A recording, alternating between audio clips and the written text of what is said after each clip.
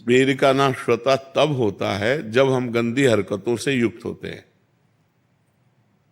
2-4 महीने में कभी ऐसे, तो हमने एक परमहंस जी से पूछा था, तो उनसे हमने पूछा ब्रह्मचर्य के विषय में, तो उनका जैसे दाल चढ़ाते हैं और उसकी उबाल आ जाती है, तो ऐसे वीर की उफान होती है। तो 2-4-6 महीने में कभी स्वप्न दोष हो गया, मतलब आपको पता भी नहीं चला, वो तो वीर्य हानि नहीं मानी। जिससे संतान उत्पन्न होती वो वीर्य ऐसे नहीं निकलता।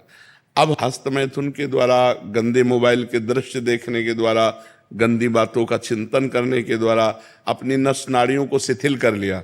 अब स्वप्न में गंदा स्वप्न देखा, निकल गया, वो पूरा वैसे ही है।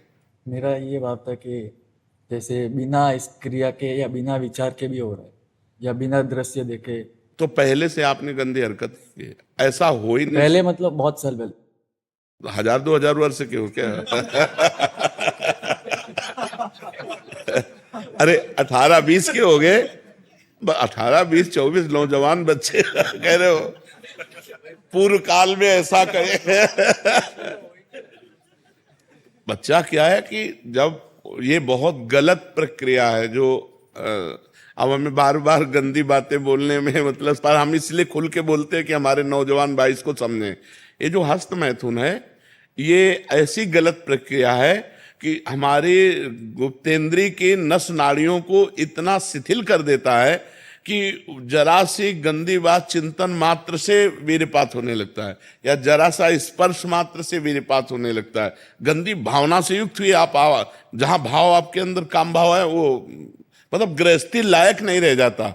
अब जैसे पूर्व में ऐसा घर्षण किया, अब जैसे उसका अभ्यास बन गया, तो अब उसके 2 ही उपाय हैं। एक तो व्यायाम, 2-3 किलोमीटर दौड़ लगाओ, दंड बैठक 15-20 मिनट लगाओ, अब वो क्रिया बिल्कुल कभी ना होने पाए। और दूसरी औषधियां, आयुर्वेदिक ऐसे डॉक्टर से, वैद्य से मिलो जो आपको ब्रह्मचर्य पुष्ट होने वाली औषधि बतावें, तो 2 ही उपायों से इसको वश में किया जा सकता है। और जब स्नान करें तब ठंडा जल नाभि के ऊपर यहाँ से 2-4 लीटर ऐसे धीरे धीरे ठंडा जल डालें ऐसा, और जब लघुशंका जाए तो आधा लीटर ठंडा जल से गुप्तेंद्री को उसको, तो धीरे धीरे वीर पुष्ट होने लगे तो है। घर्षण कभी ना करें, अगर हस्तमैथुन का घर्षण करेगा भूल से भी तो फिर ठीक होने वाला नहीं।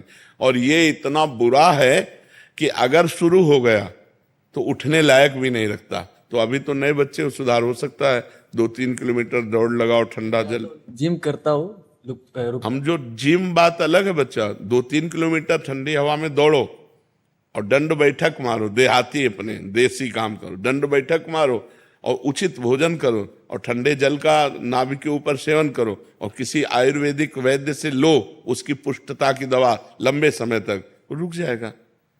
वो एक मनोवाह नाड़ी है हमारे अंदर, जब हम कोई गलत चिंतन करते हैं तो वो मथानी की तरह, वीर्य का कहीं स्थान नहीं पूरे शरीर में, पूरे शरीर के खून को मथ करके वो 1 मिनट में जैसे दूध से घी निकाल लेते हैं ना, ऐसे खून को मथ करके वीर्य निकालती है।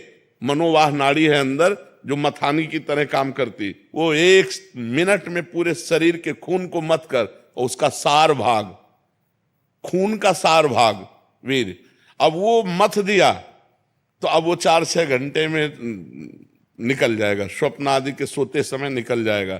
ये गलती हमसे होती है जागृत में और परिणाम भोगना पड़ता है स्वप्न में।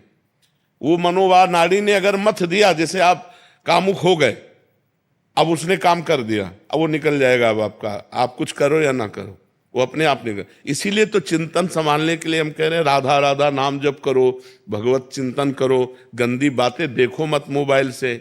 देखते हो मोबाइल से आपसे जुड़े न, तो कितने महीनों से चिंतन भी नहीं हो रहा है। हाँ, वो पूर्वाभ्यास, चूंकि फिर भी ये हो रहा है। पूर्वाभ्यास जो है ना, तो अब 2 काम कर लो आप, एक व्यायाम और दूसरा हमने जो बताया डॉक्टर से मिलो।